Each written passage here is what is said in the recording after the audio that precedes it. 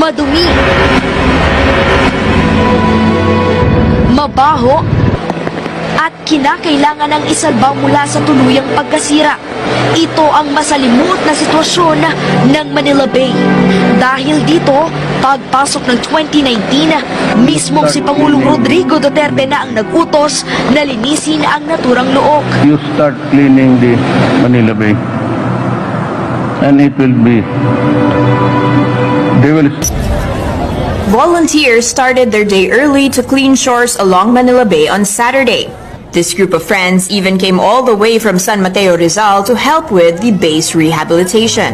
Nakita ko lang sa Facebook na yung DNR naghahanap ng volunteer. Kaya, ayun, niyaya ko yung mga friends ko, linis kami dito. Masaya kasi, syempre parang bumabalik na yung dating tayo na bayanihan, ganun. Ayun lang yung kaya namin magawa para sa Pilipinas eh. Wala kami sa politika eh, kaya ito na lang yung para sa bayan. Dolomite is beautiful to the eyes. Period. Patuloy pa rin ang pagdagsa ng mga namamasyal sa Manila Baywalk Dolomite Beach. Ngayong araw, karamihan sa mga nagtungo sa lugar ay pami-pamilyang sinamantala ang long holiday. Nais nilang masulyapan ang ganda ng lugar at magpahangin. Kapansin-pansin kasi dito ang malaking pagbabago hindi lang sa kapaligiran kundi pati sa simoy ng hangin kumpara noong bago ito isailalim sa rehabilitasyon. Gusto namin makita kasi sobrang tagal na namin din nakita. Ang laki na pagbabago kasi dati puro tubig to, ngayon buhangin na. Maganda rin naman.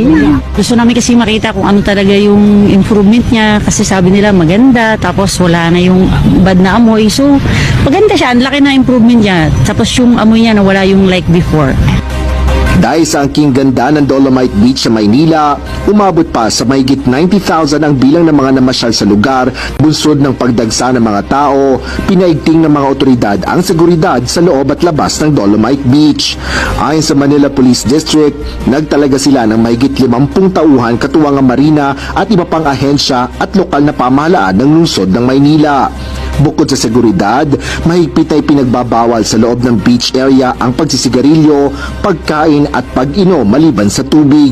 Batay sa regular na testing na isinasagawa ng Department of Environment and Natural Resources, ligtas na ang maligo sa bahaging ito ng Manila Bay. Ngunit hindi pa rin pinapayagan hanggang sa ngayon ang paglalangoy at anumang water activity sa Dolomite Beach. Para sa mga nais bumisita sa Manila Dolomite Beach, bukas ito mula alas 6 ng umaga hanggang alas 6 ng gabi araw-araw maliban tuwing Huwebes. Libre ang pagpasok sa area ng Manila Dolomite Beach at hindi